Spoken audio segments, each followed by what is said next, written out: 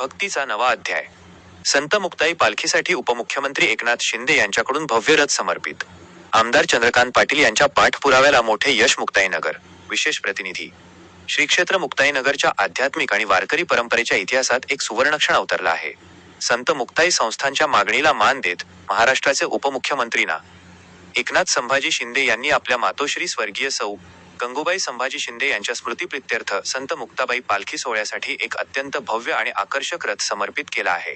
हा रथ मुक्ताईनगर येथील नवीन मंदिरात दाखल झाला असून वारकरी संप्रदायात प्रचंड उत्साहाचे व आनंदाचे वातावरण निर्माण झाले आहे. आमदार चंद्रकांत पाटील यांचा सातत्यपूर्ण पाठपुरावा यशस्वी. मागील वर्षी संत मुक्ताई पालखी प्रस्थान सोहळ्यादरम्यान उपमुख्यमंत्री एकनाथ शिंदे मुक्ताईनगर दौऱ्यावर आले असताना संस्थांच्या वतीने एका भव्य आणि स्वतंत्र रथाची मागणी करण्यात आली होती. मुक्ताईनगर विधानसभा मतदारसंघाचे आमदार चंद्रकांत पाटील यांनी या मागणीचा अत्यंत प्रभावी आणि सातत्यपूर्ण पाठपुरावा केला. आमदार पाटील यांच्या प्रयत्नांमुळे आणि संस्थांच्या आग्रहामुळे उपमुख्यमंत्र्यांनी ही मागणी तातडीने पूर्ण करत वारकऱ्यांना ही अभूतपूर्व भेट दिली आहे. रथाची पाहणी आणि वारकऱ्यांकडून कौतुक.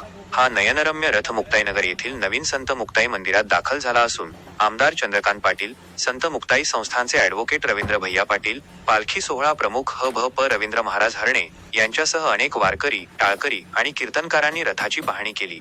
हा रथ संत मुक्ताईंच्या पालखी सोहळ्याचे वैभव अधिक वाढवणारा असून यामुळे धार्मिक पर्यटनालाही मोठी चालना मिळणार आहे. बुधवार जून 24 रोजी उपमुख्यमंत्र्यांच्या हस्ते होणार अनावरण.